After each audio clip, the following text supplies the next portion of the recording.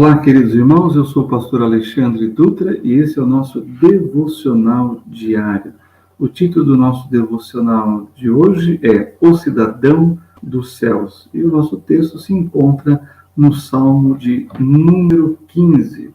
Convido você a ir comigo até lá. Salmo de número 15, nós encontramos nas Escrituras esse livro maravilhoso, que é o livro mais conhecido da Bíblia, o mais lido e o mais citado e comentado, que é o livro dos Salmos, chamado o Livro de Louvores, bem conhecido como o Inário do Povo Judeu, contendo uma variedade de cânticos, de lamentos e também de louvores, de orações, de súplica e clamor, e também com suas passagens que trazem bálsamo e orientação para aquele que é o peregrino adorador que sobe para adorar em Jerusalém. É além, é claro, dos salmos imprecatórios, que falam da invocação de juízo ou maldição do salmista contra os seus inimigos. Os salmos podem nos elevar à santa presença de Deus, como podem nos humilhar no pó da terra, mostrando quem é Deus e quem nós realmente somos. Quando pensamos nos Salmos como uma fonte inesgotável para aqueles que estão tristes, e também como uma fonte inesgotável para aqueles que estão alegres, de fato, os Salmos têm sido sempre recomendados para as pessoas, independente da situação de espírito que elas estejam, porque ali ela vai encontrar uma palavra, uma orientação e uma consolação do próprio Deus, muitas vezes relatando as próprias experiências dos salmistas, nas suas mais diferentes etapas da vida, desafios, lutas e também gratidões de experiências maravilhosas. Bom, aqui o poeta, o rei Davi, que também foi poeta, além de compositor e criador de instrumentos musicais, ele vai dizer para a gente sobre o caráter da pessoa que se qualifica para ser hóspede de Deus. Então, vamos ler aqui todo o Salmo, é um Salmo bem curto, e eu gostaria que você, então, lesse comigo o Salmo de número 15. Vamos ler os versículos de 1 a 5, que é todo o Salmo, Diz assim: Senhor, quem habitará no teu tabernáculo? Quem morará no teu santo monte? Teu santo monte, aquele que anda sinceramente e pratica a justiça e fala a verdade no seu coração, aquele que não difama com a sua língua, nem faz mal ao seu próximo, nem aceita nenhum opróbrio contra o seu próximo, a cujos olhos o réprobo é desprezado, mas honra os que temem ao Senhor, aquele que jura com dano seu e contudo não muda, aquele que não dá o seu dinheiro com usura, nem recebe peitas contra o inocente. Quem faz isto nunca será abalado. Aqui nós, então, encontramos essas qualificações do salmista, para aqueles que realmente querem adorar ao Senhor, cultuá-lo no seu santo templo, onde se pode adorá-lo, tá bom? É isso que nós encontramos nas Sagradas Escrituras. Muito bem, vamos lá. Nós temos aqui algumas coisas para tratarmos. Deixa eu só conferir aqui o que está acontecendo aqui com a nossa transmissão. Todos estão conseguindo assistir, está tudo certo aí? Não sei se estamos tendo algum problema na transmissão. Muito bem, mas vamos dar continuidade. De qualquer forma, fica gravado aí para as pessoas depois assistirem, tá certo? Quando faz ao vivo, realmente pode acontecer esses pequenos problemas técnicos. Espero que todos aí estejam bem conseguindo. Ótimo, eu que tive um retorno aqui. Que bom. Muito bem, então vamos lá para as qualificações daqueles que desejam subir no santo monte de Deus e adorá-lo, porque para isso fomos criados. Fomos criados para a glória de Deus, para adorá-lo, para reconhecer quem Ele é e o que Ele tem realizado nas nossas vidas. Então, olha comigo novamente agora o Salmo 15, né? Nós estamos no devocional nesse Salmo, e eu quero olhar aqui o versículo 1, que é uma pergunta que é feita no Salmo 15, versículo 1, e depois nós temos aí as respostas nos versículos subsequentes. Diz assim: Senhor, quem habitará no teu tabernáculo? Quem morará no teu santo monte? Bem, muitos pregadores estudiosos da palavra de Deus acreditam que é o sacerdote, ou sumo sacerdote, aquele que prestava o culto a Deus, né, representando o povo, fazendo a mediação entre o povo e Deus no tabernáculo, e então ele faz essa pergunta: quem? E aí a resposta, né, os crentes, né, dariam a resposta de quem são as pessoas que qualificam para estar adorando no tabernáculo. Lembre-se que aqui ainda não havia sido construído o templo, esse é um salmo de Davi. O templo vai ser construído por Salomão. Mas o que destaca aqui também é quem morará no teu santo monte. Aqui já os estudiosos acreditam que pode ser uma referência não ao tabernáculo, que ainda não estava sendo havia sido, o templo ainda não havia sido construído no Monte Moriá, mas realmente da habitação do próprio Deus. Né? É claro que depois o templo, né, foi construído no Monte Moriá, mas aqui talvez alguns estudiosos acreditam que é uma relação já direta aos céus, à presença de Deus, onde Deus habita. Né? Isso é muito significativo, porque ele vai dizer aqui, como resposta, nos versículos 2 em diante, né? A resposta se desdobra em 11 características que o cidadão do céu deve ter. E é sobre elas que o salmista, então, quer tratar. A pergunta foi feita: quem habitará no teu tabernáculo? Quem morará no teu santo monte? E as respostas vêm aí nos versículos subsequentes. Olha só o versículo 2.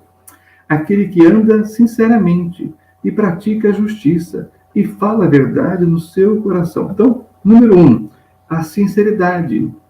Não sei se você sabe, né, a origem da palavra sinceridade, a origem latina, né, da palavra que nós temos em português, sinceridade, ela vem da expressão sine cera, que é a expressão latina sem cera.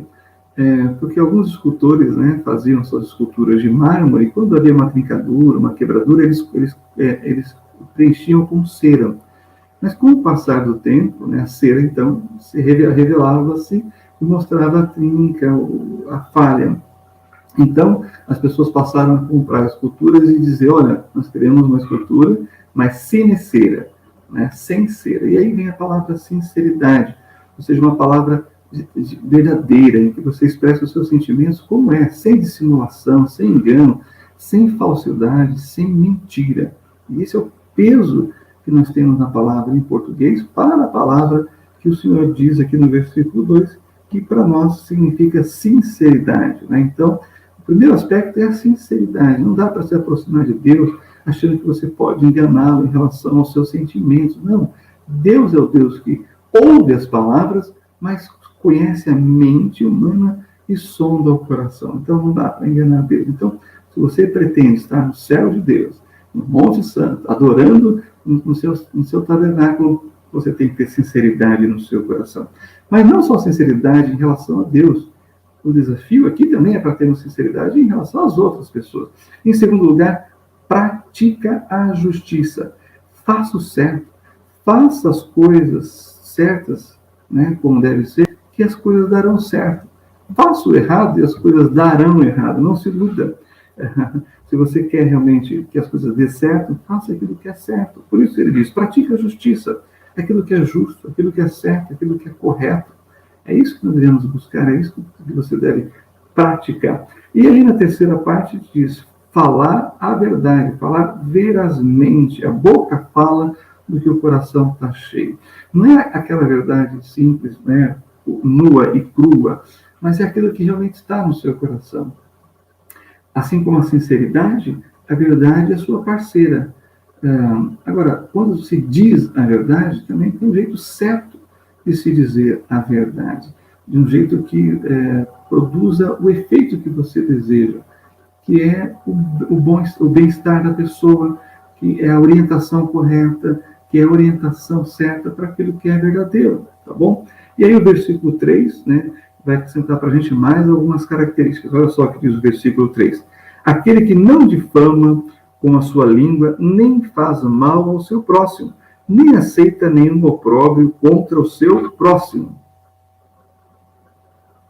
Perceberam que nós partimos da relação do homem com Deus, no versículo 2, e aqui do homem com o próximo? Porque não tem como se subir ao monte de Deus, aí ir ao seu tabernáculo para adorá-lo, se a sua relação com o próximo não é adequada. Daí esse grande desafio para a vida daquele que é um discípulo do Senhor, seguidor do Senhor, buscar se relacionar bem com as pessoas, porque isso demonstra o Deus que você está servindo. Então, o versículo 3 diz para a gente, não difama aquele que não semeia contenda entre os irmãos, né? Aquele que, melhor dizendo, se não há nada de bom a dizer, fique calado, porque até o tolo calado passa por sábio. Isso é muito importante.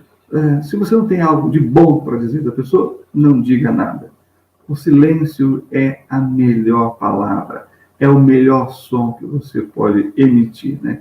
Fique calado. Se você não tem algo de bom para dizer de alguém, não seja aquela pessoa que vai difamá-la, tá certo? Principalmente porque existe algo da natureza do ser humano. Se você fala mal de alguém para alguém, não tenha dúvida, essa outra pessoa com outro alguém falará mal de você. Então não seja essa pessoa que vai alimentar esse ciclo vicioso da difamação. Também, em quarto lugar, fala, não faz mal ao próximo. Então, sai do âmbito de falar mal para também não fazer mal. Aliás, esse é o segundo grande mandamento. O primeiro é amar a Deus acima de todas as coisas, e o segundo, ao próximo, como a ti mesmo, né? E mais, a não fazer mal, mas também não afronta, ou seja, é aquele que não humilha publicamente a outra pessoa.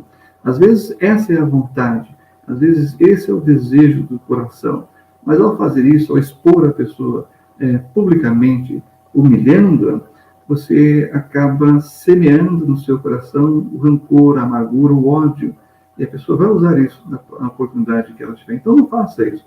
Se há a necessidade de se corrigir, corrija em público. Não corrija em público, corrija no particular, individualmente. Então, já são 6 características, mas o versículo 4 dá para a gente outras características, né? Acompanhe comigo aí no texto bíblico que diz, a cujos olhos o réprobo é desprezado, mas honra os que temem ao Senhor, aquele que jura com dano seu e contudo não muda. Muito bem, o que nós temos aqui? Percebo que esse é um salmo de ensinamento, de prática, de conduta, de vida daqueles que realmente querem nesse dia louvá-lo e adorá-lo pelo que ele é, mas que precisa se cuidar na alma, no seu coração, mas também nas suas atitudes para com o seu semelhante. E o versículo 4 então diz, despreza o réprobo, ou seja, o indivíduo mau, o indivíduo perverso.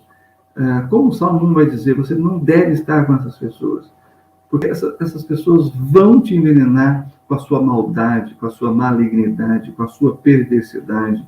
São piadas indecorosas, são insinuações imorais, indecentes. Isso vai tomando a atmosfera, vai criando aquele clima favorável para aquilo que não convém, para aquilo que não edifica, para aquilo que polui a mente. Então, evita essa pessoa.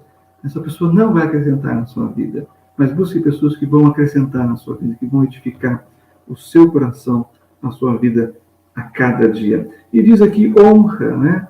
A honra é justamente aquele reconhecimento que nós damos para as pessoas que o têm. Não deixe de ser agradecido por pessoas que te ajudaram, te socorreram. Não deixe de honrá-las por isso, porque ao honrar essas pessoas, você vai estar honrando a Deus, que fez muito mais, que faz muito mais, que age de forma muito mais profunda nas nossas vidas, nos dando motivo de honrá-lo, de reconhecer que ele merece. Agora, esse finalzinho aqui é muito forte. Aquele que jura com dano seu e contudo não muda. Às vezes, a gente dá a nossa palavra, né? e quando a gente vai perceber, vamos sair com prejuízo. E agora, o que fazer? Mudar o acordo? Mudar a palavra? O salmista diz, não, assuma o prejuízo. Vai ser melhor para você. Nossa, como assim? O versículo 5 vai dizer para a gente que todas essas qualificações somadas vai produzir na sua vida. Então, mesmo que você tenha prejuízo, mantenha a sua palavra. Deus vai te honrar. E o homem vai ver o seu caráter. O caráter que Deus está imprimindo em você, tá certo? O versículo 5, então, diz mais dois, né? O 10º e o 12º requisito, né? Qualificações. Diz assim o versículo 5. Aquele que não dá o seu dinheiro com usura, nem recebe peitas contra o inocente. Vamos ver o finalzinho daqui a pouco, tá bom? Usura, juro de capital exorbitante, né? Então, se vai dar o dinheiro, se vai emprestar o dinheiro, que não seja com juros exorbitantes. Aliás, a Bíblia recomenda lá em Provérbios que não é bom emprestar. Mas se vai emprestar, tenha essa consciência de que você corre o risco de não receber mais, e se você vai emprestar e vai receber, que não seja com usura, com juros exorbitantes, tá certo? E o 11º, recebe peitas, né? Que não recebe peitas, não aceita suborno. Nós não podemos estar à venda. O servo de Deus, o filho de Deus, não pode ter um preço para fazer as coisas erradas. Não, não se venda. O valor que o Senhor te comprou foi o precioso sangue de Jesus. Portanto, não se venda. Quando o homem se vende, se coloca um preço e se permite se corromper, a sua alma será afetada e isso dificilmente passará.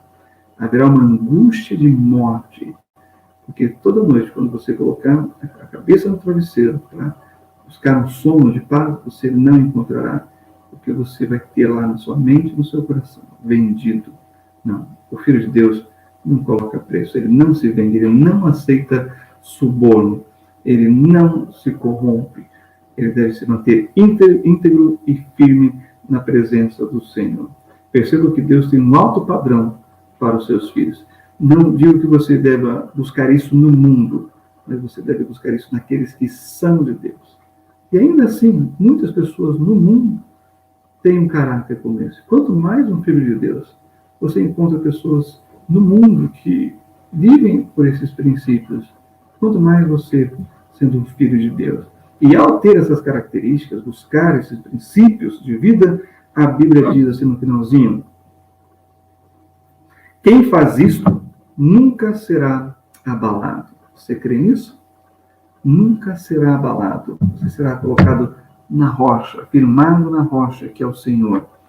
E as lutas virão, as dificuldades acontecerão, mas você será vitorioso, inabalável no Senhor, porque você vai permanecer como um cidadão dos céus, mostrando para aqueles que precisam ver a diferença daqueles que servem a Deus e daqueles que não servem a Deus, daqueles que têm um compromisso com as Sagradas Escrituras. Amém?